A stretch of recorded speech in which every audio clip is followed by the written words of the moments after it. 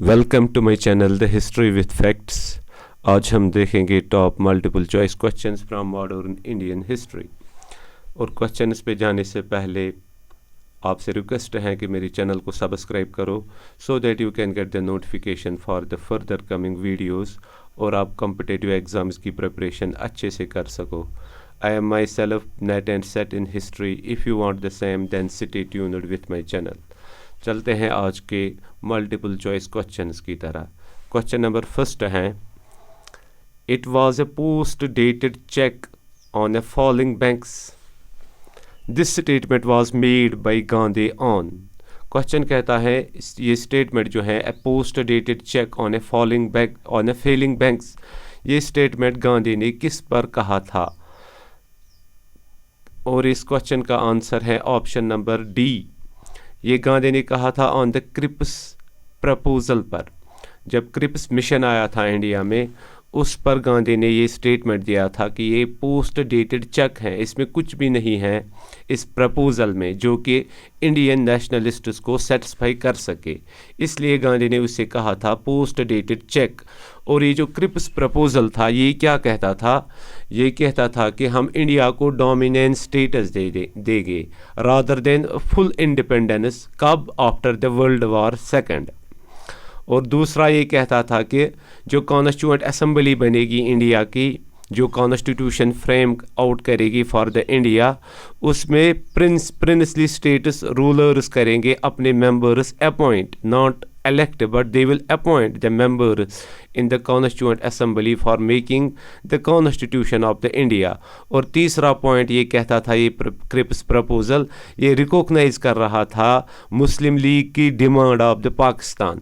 इसलिए गांधी ने इसे कहा कि it is a post dated cheque on a failing banks. और ये जो क्रिप्स प्रपोजल है या क्रिप्स मिशन है, ये इंडिया में अराइव हुआ था मार्च 1942 में। क्वेश्चन नंबर 2 है, in 1938 Haripur Congress of the INC decided to support the people's movement in the princely states and subsequently took leading role in the agitations of Mysore, Travancore, Hyderabad, Rajkot, etc. Gandhi was leading from which princely state? Question कहता है जो 1938 में Haripur Congress session हुआ INC का, Indian national Congress का, उस session में उन्होंने एक रेजोल्यूशन पास किया कि हम पीपल्स मूवमेंट जो है प्रिंसली स्टेट्स में जो प्रजा मंडल्स ने शुरू की है और जो शुरू की है दूसरी ऑर्गेनाइजेशन जो people of the princely states ने एस्टैब्लिश की थी, उस ऑर्गेनाइजेशन का नाम है all Indian states peoples conference, जो कि उन्होंने बनाई थी 1927 में। अंडर दीज टू ऑर्गेनाइजेशंस, एक प्रजा मंडल्स और दूसरा all Indian states peoples conference, इन दो ऑर्गेनाइजेशंस के ज़रिए पीपल जो थे प्रिंसली स्टेट्स के, उन्होंने मूवमेंट लॉन्च की थी। वो कॉन्स्टिट्यूशनल रिफॉर्म्स चाहते थे प्रिंसली स्टेट्स में। और 1938 में जो हरिपुर कांग्रेस हुआ, उसमें कांग्रेस ने डिसाइड किया कि हम इस पीपल्स मूवमेंट जो कि प्रिंसली स्टेट्स में चल रही हैं, हम इसको सपोर्ट करेंगे। और इस सेशन के बाद बहुत सारे इंडियन नेशनल कांग्रेस के लीडर्स ने लीडिंग रोल प्ले किया एजिटेशंस में। कहाँ पे? प्रिंसली स्टेट ऑफ मैसूर में, जहाँ पे एजिटेशंस हुए, ट्रावनकोर में, हैदराबाद में, राजकोट में। अब क्वेश्चन कहता है उस समय गांधी ने कहाँ से अपना लीडिंग रोल कर रहा था वो अदा, किस प्रिंसली स्टेट से? और इस क्वेश्चन का आंसर है ऑप्शन नंबर डी, राजकोट से गांधी लीड कर रहा था पीपल्स मूवमेंट, जो कि एक प्रिंसली स्टेट थी, वहाँ पे गांधी लीड कर रहा था। सो इस क्वेश्चन का आंसर आएगा option number D. Question number 3 है, who was the first Indian governor general of free India? इन चार में से कौन था first Indian governor general of free India after the independence, after 1947? कौन था first Indian governor general of free India?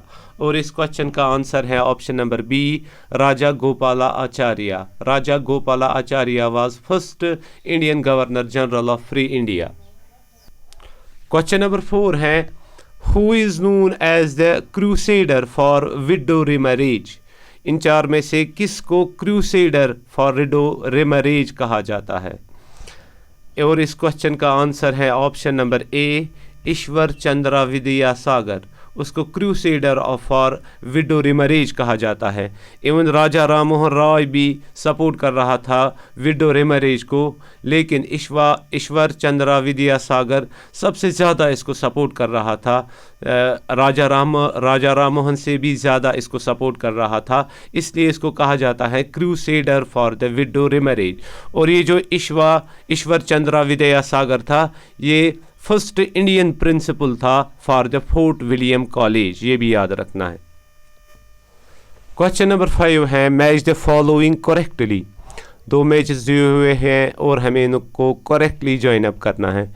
पहला वाला कॉलम है कांग्रेस सेशंस और दूसरे वाला कॉलम में है उन कांग्रेस सेशंस में कौन से वाले रेजोल्यूशंस पास किए गए। कॉलम ए का ए वाला है लाहौर सेशन ऑफ 1929। इस वाले सेशन में पूर्ण स्वराज का रेजोल्यूशन पास किया गया, कंप्लीट फ्रीडम, फुल इंडिपेंडेंस, और इस सेशन का प्रेसिडेंट था जवाहरलाल नेहरू। बी वाला है कराची सेशन 1931, कराची सेशन 1931। इस वाले में रेजोल्यूशन पास किया गया, थर्ड वाला फंडामेंटल राइट्स वाला रेजोल्यूशन पास किया गया, और इस सेशन का प्रेसिडेंट था वल्लभ भाई पटेल। सी वाला है फेजपुर session of 1936।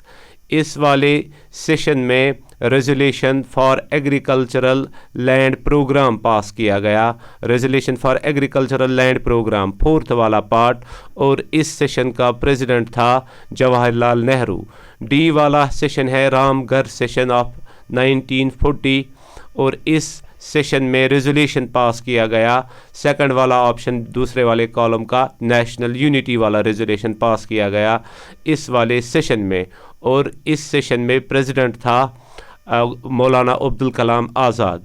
So Lahore session 1929 को आएगा पूर्ण स्वराज, कराची सेशन 1931 को आएगा fundamental rights resolution, Faizpur session 1936 को आएगा agricultural land programme resolution, Ramgarh session 1940 इसको आएगा रेजोल्यूशन ऑफ नेशनल यूनिटी। और इस तरीके से इस क्वेश्चन का आंसर है option number second.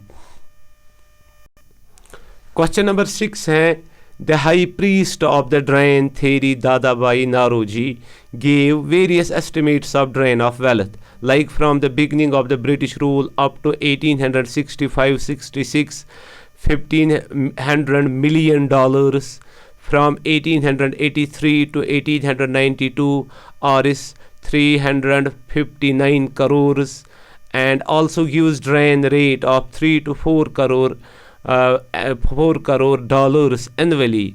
This all what was being drained, he called it. Question कहता है जो ड्रेन थ्योरी दी दादा भाई नारोजी ने, उसने बहुत सारे एस्टिमेट्स दिए हैं ड्रेन ऑफ वेल्थ की, कितनी ड्रेन हुई वेल्थ की, बहुत सारे एस्टिमेट्स दिए हैं। जैसे उसने कहा है from the beginning of the British rule, that is from the battle of Plassey 1757 से लेकर 1865-66 तक ब्रिटिश ने ड्रेन किया इंडिया से $1,500 मिलियन।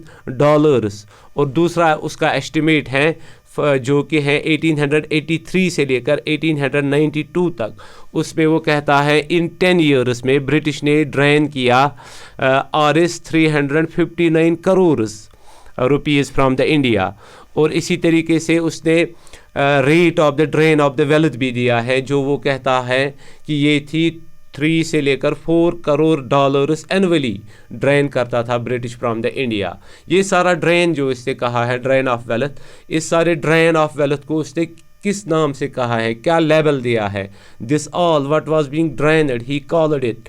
जो ये सारा कुछ ड्रेन किया जाता था इसको उसने क्या कहा, कौन सी टर्म इस्तेमाल की इस सारे ड्रेन के लिए। और इस क्वेश्चन का आंसर आएगा option number A, potential surplus. उसने इसको कहा ये सारा जो ड्रेन आउट किया गया from the India, it was a potential surplus. Potential surplus वो सरप्लस होता है, वो वेल्थ होती है, अगर वो इंडिया में ही रहती तो इंडिया की इकोनॉमिकल डेवलपमेंट 100% पॉसिबल थी। लेकिन इस पोटेंशियल सरप्लस को ड्रेन आउट किया गया, जिसकी वजह से इंडिया पुअर ही रह गया, और वो इसे कहते हैं पोटेंशियल सरप्लस। क्वेश्चन नंबर 7 है which of the following is incorrectly matched. दो कॉलम दिए हुए हैं, एक कॉलम में पर्सनस के नाम दिए हुए हैं और दूसरे कॉलम में उनकी वर्क्स के नाम दिए हुए हैं, और हमें कहना है इन चार में से कौन वाला इनकरेक्टली मैच्ड है। पहला वाला है एम.जी. रानाडे, जो कि एक इकोनॉमिक नेशनलिस्ट था। उसने बुक लिखी है एसे ऑन इंडियन इकोनॉमिक्स, ये वाला करेक्ट है। MG. Ranade essay on Indian economics, ये करेक्ट है। बी है एल्फिंस्टोन माउंट सिट्रॉट, इसने बुक लिखी है हिस्ट्री ऑफ इंडिया, ये वाला भी करेक्ट है। एल्फिंस्टोन माउंट सिट्रॉट जो था वो था गवर्नर ऑफ बम्बई रहा है ये 1890 से लेकर 1827 तक। इसने बुक लिखी है हिस्ट्री ऑफ इंडिया, ये भी करेक्ट है। सी है लाला लाजपत राय, ये एक एक्सट्रीमिस्ट लीडर था, इंडियन नेशनलिस्ट एक्सट्रीमिस्ट लीडर था, और इसने बुक लिखी है उसका नाम है अनहैप्पी इंडिया, ये भी करेक्ट है। डी है कॉटन हेनरी, ये इंग्लिश मैन है लेकिन ये सपोर्ट कर रहा था इंडियन नेशनलिज्म को, इंडियन फ्रीडम स्ट्रगल को, और इसने बुक लिखी है न्यू इंडिया, ये भी करेक्ट है। सो चारों के चारों करेक्ट हैं और इस क्वेश्चन का आंसर आएगा ऑप्शन नंबर 3, नन ऑफ एबो, कोई भी नहीं है इनमें इनकरेक्टली मैच्ड, ये this all are correctly matched. So इसका आंसर आएगा none of above, option number 3। Question number 8 है who earned the epithet of liberator of Indian press. इन चार में से किसको टाइटल दिया गया है liberator of the Indian press. अगर हम ऑप्शंस पे देखिए, William Bentinck, Lord Ripon, Lord Macaulay, Charles Metcalfe, ये चारों के चारों ने बहुत सारे एक्ट्स और रेजोल्यूशंस पास किए हुए हैं for the freedom of the Indian press. चारों के चारों लिबरल थे और freedom of the Indian press के लिए उन्होंने एक्ट्स और रेजोल्यूशंस अपने टाइम पे पास किए हैं। लेकिन इन चारों में से किस एक को कहा जाता है, किस एक को टाइटल दिया गया है epithet of liberator of Indian press, और इस क्वेश्चन का आंसर है option number D, Charles Metcalfe. Charles Metcalfe को टाइटल दिया गया, एपिथिट दिया गया of liberator of the Indian press, क्योंकि इसने रिवोक किए ऑर्डिनेंसेस जो कि हॉर्श ऑर्डिनेंसेस थे, harsh ordinances of licences act of 1823, licences act of 1823 जो जॉन एडम्स ने के टाइम पे जारी किया गया था वो रेजोल्यूशन, इसने उसको रिवोक किया उन ऑर्डिनेंसेस को, हॉर्श ऑर्डिनेंसेस जो थे उसके, इसलिए इसको कहा जाता है liberator of the Indian press. ये फर्स्ट पर्सन है जिसने काम किया towards the liberation of the Indian press, और इस क्वेश्चन का आंसर आएगा चार्ल्स मैकॉल्फे। क्वेश्चन नंबर 9 है the partition was a primordial divide, a divide that is 50 years young and 5,000 years old. This statement was made on the partition of the India by. Question कहता है जो partition था India का, ये किसने कहा है कि ये प्रिमोडियल डिवाइड था, ये ऑलरेडी इसकी डेस्टिनी में था, इंडिया की डेस्टिनी में ही था लिखा हुआ ये कि इंडिया को डिवाइड होना है into Pakistan and the India, और ये 5,000 साल पहले ओल्ड था ये डिवाइड, ये 5,000 साल पहले ही डिसाइड हुआ था कि इंडिया को डिवाइड होना है इनटू इंडिया एंड पाकिस्तान।